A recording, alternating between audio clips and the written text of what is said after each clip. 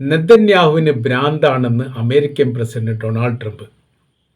അങ്ങനെ ലോകം പ്രതീക്ഷിച്ച തരത്തിലേക്ക് കാര്യങ്ങൾ നീങ്ങിക്കൊണ്ടിരിക്കുന്നു എന്നാണ് ഈ ഒരു റിപ്പോർട്ടിൻ്റെ അടിസ്ഥാനത്തിൽ മനസ്സിലാക്കാൻ വേണ്ടി പറ്റുന്നത്.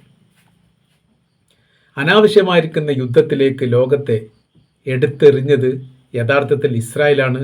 അതിന് അമേരിക്ക സപ്പോർട്ട് ചെയ്തു, അമേരിക്ക ചതിക്കപ്പെട്ടു എന്നുള്ളതാണ്.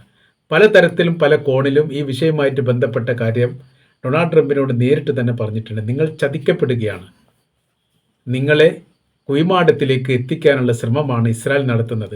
ഏറ്റവും അടുത്ത സുഹൃത്താണ്, വലിയ നയതന്ത്ര ബന്ധമാണ്, ഒരേ രാജ്യമായിട്ട് പ്രവർത്തിക്കുന്നവരാണ്. പക്ഷെ പറഞ്ഞിട്ട് എന്ത് കാര്യം? ചതിയന്മാരാണ്, ചതിയിൽ നിങ്ങൾ പെട്ടുപോയി.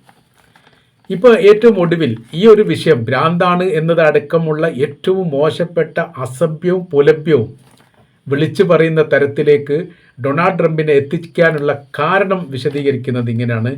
ലെബനാനിൽ ആക്രമണം ഇസ്രായേൽ കടുപ്പിക്കുന്നു, വലിയ രീതിയിലുള്ള മരണങ്ങൾ ഉണ്ടാകുന്നു. അതോടുകൂടി ഇറാൻ എന്ത് ചെയ്യുന്നു? അമേരിക്കയുമായിട്ടുള്ള വെടിനിർത്തൽ ചർച്ച ഉപാധികളില്ലാതെ ഒഴിവാക്കുന്നു. ഒരു തരത്തിലും മറ്റൊരു രാജ്യം ഇടപെട്ടാലും തങ്ങൾ അമേരിക്കയുമായിട്ട് ചർച്ചയ്ക്കില്ല, യുദ്ധത്തിനാണ് തങ്ങൾക്ക് താല്പര്യം എന്ന് തുറന്നു പറയുന്നു.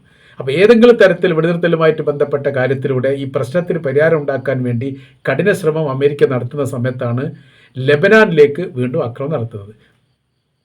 കരാർ വ്യവസ്ഥയിൽ ഏറ്റവും പ്രധാനമായ രീതിയിൽ ലെബനാനെക്കുറിച്ച് പരാമർശിച്ചിട്ടുണ്ട് എന്നുള്ളതും, ലെബനാനിൽ ഇസ്രായേൽ ആക്രമിക്കാൻ പാടില്ല, ആക്രമിച്ചാൽ ഇത് വെടിനിർത്തലുമായി ബന്ധപ്പെട്ട വിഷയത്തെ സാരമായിട്ട് ബാധിക്കുമെന്ന് ഇറാൻ മുന്നറിയിപ്പ് നൽകുകയും ആ മുന്നറിയിപ്പ് അവഗണിച്ചുകൊണ്ട് ലെബനാൻ ആക്രമിക്കുകയും ചെയ്തു എന്ന് മാത്രമല്ല വലിയ മരണമാണ് റിപ്പോർട്ട് ചെയ്തതോട് കൂടിയിട്ടാണ്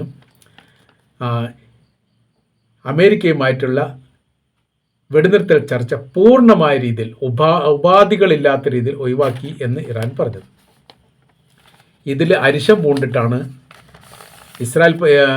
ഇസ്രായേൽ പ്രധാനമന്ത്രിയെക്കുറിച്ച് അമേരിക്കൻ പ്രസിഡന്റ് ഡൊണാൾഡ് ട്രംപ് പലതരത്തിലും പല രീതിയിലും അദ്ദേഹം സംസാരിച്ചത് ആകെ കൂടി ഇപ്പോൾ പുറത്തു വന്നിരിക്കുകയാണ്. ലോകാന്തര തലത്തിൽ ഏറ്റവും പ്രധാനമായിരിക്കുന്ന ചർച്ചയായിട്ട് ഇത് മാറിയിരിക്കുന്നു. ഞാനില്ലായിരുന്നെങ്കിൽ ജയിലിൽ കിടക്കുമായിരുന്നു താൻ, അത് ട്രംപ് നെതന്യാഹുവിനോട് പറയുകയാണ്. ഇസ്രായേലിൻ്റെ ജീവൻ രക്ഷിക്കുന്നത് ഞാനാണ്, നെതന്യാഹുവിൻ്റെയും. അതില്ലായിരുന്നെങ്കിൽ ചുട്ടരിക്കപ്പെടുകയായിരുന്നു ആ ദേശവും താങ്കളടക്കം.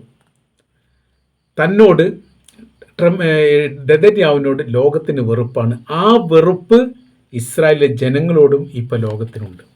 ആ ഒരു സാഹചര്യം സൃഷ്ടിച്ചത് താനാണ്.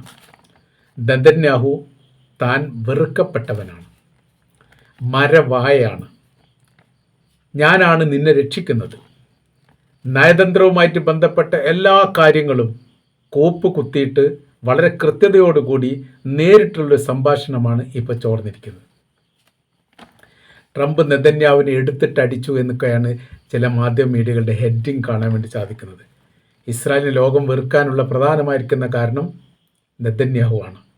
ഇടപെടുന്നതും സംസാരിക്കുന്നതും പ്രവൃത്തി ചെയ്യുന്നതും അറിയാതെ പോകുന്നു.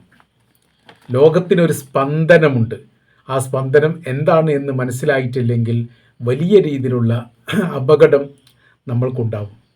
അതിൻ്റെ പ്രതിഫലനമാണ് ഇപ്പോൾ കണ്ടുകൊണ്ടിരിക്കുന്നത്. എവിടെയാണ് ജയിച്ചത് എന്ന ചോദ്യം ട്രംപ് ചോദിക്കുന്നുണ്ട്. ഇസ്രായേൽ എന്ന് പറഞ്ഞ രാജ്യം ലോകത്തിൽ ഏറ്റവും വലിയ സൈനിക ശക്തിയുള്ള രാജ്യമാണ്, ബുദ്ധിപരമായ വലിയ മുന്നേറ്റമുള്ള രാജ്യമാണ്. ഏത് തരത്തിലും ഏതൊരു രാജ്യത്തും വളരെ കൃത്യതയോടുകൂടി ഇടപെടൽ നടത്താൻ വേണ്ടി സാധിക്കുന്ന രാജ്യമാണ്. ഏറ്റവും രഹസ്യമായിരിക്കുന്ന കാര്യങ്ങൾ രാജ്യത്തിൻ്റെ ചോർത്താൻ മാത്രം അവർക്ക് അതിൻ്റേതായിരിക്കുന്ന സംവിധാനമുണ്ട്. മൊസാദ് പോലെയുള്ള സംവിധാനം അതിനുവേണ്ടി പ്രവർത്തിക്കുന്നവരാണ്. ഇൻ്റലിജൻസ് വേറെ പ്രവർത്തിക്കുന്നുണ്ട്. കുറ്റമറ്റ രീതിയിലുള്ള എല്ലാവിധ അന്വേഷണ ഏജൻസിയും ഉണ്ടായിട്ടും എന്തേ ജയിക്കാത്തത് എന്നതാണ് ചോദിക്കുന്നത്. നെതന്യാഹുവിൻ്റെ ജീവൻ ഞാനുള്ളത് കൊണ്ട് നിലനിൽക്കുന്നു, അല്ലെ ഇപ്പോൾ ജയിലിൽ കിടക്കേണ്ട ആളാണ് എന്ന് ചുരുക്കം. അപ്പോൾ ഇപ്പോഴത്തെ സ്ഥിതികൾ സങ്കീർണമായിട്ട് മാറുകയാണ്. യുദ്ധം ചെയ്യാനുള്ള ധൈര്യമൊക്കെ അമേരിക്കക്കും ഇസ്രായേലിനും ചോർന്നു പോയിരിക്കുന്നു. എന്താ വിഷയം എന്ന് പറഞ്ഞാൽ, ഇറാൻ ഇപ്പോൾ പറയുന്ന കാര്യം ചർച്ചകൾ പൂർണ്ണമായി ഇറാൻ നിർത്തി, അത് ഔദ്യോഗികമായിട്ട് പറയുകയും ചെയ്തു. ലെബനാനിൽ ഇറാൻ നടത്തുന്ന ആക്രമണത്തിന് അമേരിക്ക ചൂട്ടുപിടിക്കുന്നു, പുറത്ത് നാടകം കളിക്കുന്നു, അകത്ത് സഹായം ചെയ്യുന്നു. ആ പ്രവർത്തനങ്ങളൊക്കെ അവസാനിപ്പിക്കേണ്ടതാണ്. വെടിനിർത്തൽ ലംഘനത്തിൻ്റെ അനന്തരഫലത്തിൻ്റെ ഉത്തരവാദി അമേരിക്കൻ പ്രസിഡന്റ് ഡൊണാൾഡ് ട്രംപും ഇസ്രായേൽ പ്രധാനമന്ത്രി ബെഞ്ചമിൻ നെതന്യാഹുവാണ്. ഒഴിഞ്ഞു മാറാനൊന്നും പറ്റില്ല. ഇത് പറഞ്ഞത് ഇറാൻ്റെ സ്പീക്കറാണ് മുഹമ്മദ് ബാഹിർ കാലിബാഫാണ് ഈ കാര്യത്തെക്കുറിച്ച് കഴിഞ്ഞിട്ടൊരു കൃത്യമായിരിക്കുന്ന സ്റ്റേറ്റ്മെൻറ്റ് നടത്തിയത്.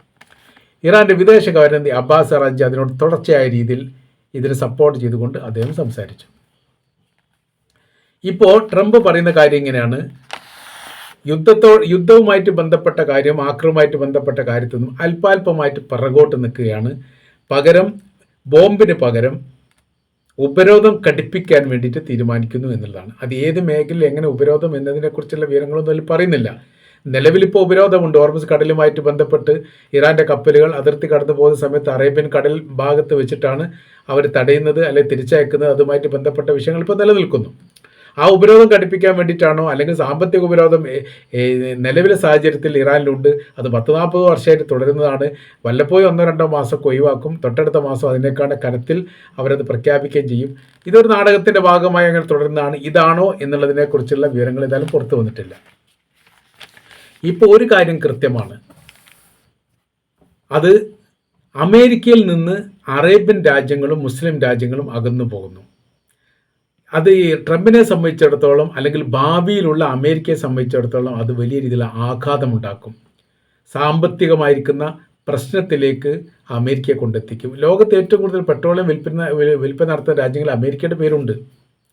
ആ രാജ്യത്തിന് പോലും യഥാർത്ഥത്തിൽ പെട്രോളിയം സംരക്ഷിക്കാൻ വേണ്ടി സാധിക്കില്ല. അവിടെ 2 പ്രാവശ്യമോ 3 പ്രാവശ്യമോ വില കൂടി. അപ്പോൾ ഇത്രയേറെ പെട്രോളിയം നിർമ്മിക്കപ്പെടുന്ന ആ രാജ്യത്തിന് പോലും അവരുടെ പെട്രോളിയത്തിൻ്റെ വില നിയന്ത്രിക്കാൻ സാധിക്കുന്നില്ലെങ്കിൽ യഥാർത്ഥത്തിൽ ലോകാടിസ്ഥാനത്തിൽ നിയന്ത്രണവുമായിട്ട് ബന്ധപ്പെട്ട വിഷയങ്ങളൊക്കെ വരുമ്പോൾ അത് അറേബ്യൻ രാജ്യത്തിലേക്ക് ചേർന്ന് നിന്നിട്ടാണ് എന്നുള്ളത് കൃത്യമാണ്. അതുകൊണ്ട് ഈ പറയപ്പെട്ട ഇറാൻ്റെ ഒരു ചെറിയ കടലിടുക്ക്, ആ കടലിടുക്ക് അടക്കപ്പെട്ടതോടുകൂടി അല്ലെങ്കിൽ അതിന് നിയന്ത്രണം ഇറാൻ ഏറ്റെടുത്തതോടുകൂടി ലോകാടിസ്ഥാനത്തിൽ പെട്രോളിയം ഉൽപ്പന്നത്തിൻ്റെ വില വർധനം ഉണ്ടായി. അതല്ലെങ്കിൽ അത് നിയന്ത്രിക്കാൻ പറ്റാത്ത തരത്തിലേക്ക് എത്തി എന്ന് പറയുന്ന സമയത്ത് നിസ്സാര സംഭവമൊന്നുമല്ല. അതുകൊണ്ട് തന്നെയാണ് ഫ്രാൻസിൻ്റെ പ്രധാനിയായിരിക്കുന്ന ഒരു ഭരണകർത്താവ് ഈ വിഷയവുമായിട്ട് ബന്ധപ്പെട്ട് പ്രതികരിച്ചത്: ആണവായുധത്തേക്കാൾ മൂർച്ചയുണ്ട് ഇറാൻ്റെ കൈവശത്തിലുള്ള ഹോർമുസ് കടലിന് എന്ന്. അത് യുദ്ധം ചെയ്യുന്നില്ല, വെടിപൊട്ടിക്കുന്നില്ല, ആക്രമണം ഉണ്ടാക്കുന്നില്ല, പ്രവൃത്തിയൊന്നും ചെയ്യുന്നില്ല. പകരം അതിലൂടെ പോകുന്ന കപ്പലിനെ അടയ്ക്കുക മാത്രമാണ് ചെയ്യുന്നത്. 5 വർഷത്തോളം എത്തി യഥാർത്ഥത്തിൽ റഷ്യയും ഉക്രൈനും തമ്മിലുള്ള യുദ്ധത്തിൽ. ലോകത്ത് അത് ബാധിച്ചിട്ടൊന്നുമില്ല. ആ 2 രാജ്യവും ആയിട്ട് ബന്ധപ്പെട്ട സൈനികരെയും ഗവൺമെൻറ്റിനെയും സാരമായിട്ട് പല ഘട്ടത്തിലും ബാധിച്ചിട്ടുണ്ട്. വലിയ മരണങ്ങൾ നടത്തിയിട്ടുണ്ട്, വലിയ നാശങ്ങളും നഷ്ടങ്ങളും ഉണ്ടായിട്ടുണ്ട്. എന്ന് മാത്രമല്ല, ആയിരക്കണക്കിന് റഷ്യയുടെ സൈനികർ ഉക്രൈൻ്റെ കൈവശത്തിലും ആയിരക്കണക്കിന് ഉക്രൈൻ സൈനികർ റഷ്യയുടെ കൈവശത്തിലുണ്ട്. അങ്ങനെ അങ്ങോട്ടും ഇങ്ങോട്ടും ആ യുദ്ധവുമായിട്ട് ബന്ധപ്പെട്ട് പരസ്പരം അങ്ങോട്ടും ഇങ്ങോട്ടും പിടിക്കുന്നതാണ്.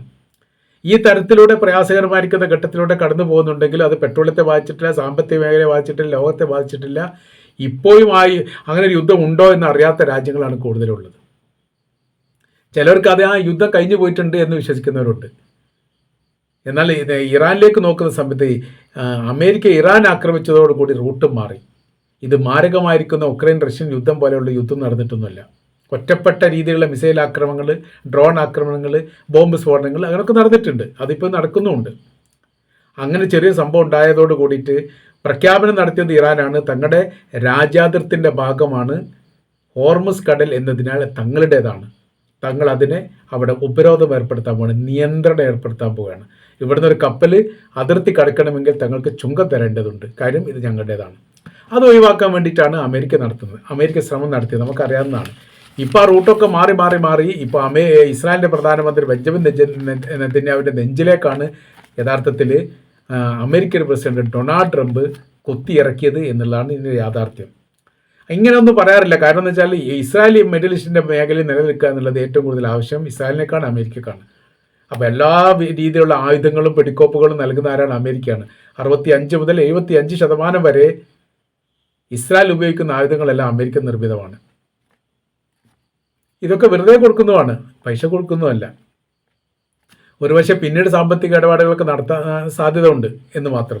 ഏതായിരുന്നാലും ഇന്നത്തെ ഏറ്റവും വലിയ പ്രധാനമായിരിക്കുന്ന ചർച്ച തന്നെ ഇതാണ്: ഇസ്രായേൽ പ്രധാനമന്ത്രിക്ക് ഭ്രാന്താണ് എന്ന് അമേരിക്ക പ്രസിഡന്റ് ഡൊണാൾഡ് ട്രംപ് പറഞ്ഞിരിക്കുന്നു എന്ന തരത്തിലുള്ള റിപ്പോർട്ടാണ് വ്യാപകമായിട്ട് ഇപ്പോൾ പ്രചരിക്കുന്നത് എന്ന് ചുരുക്കം.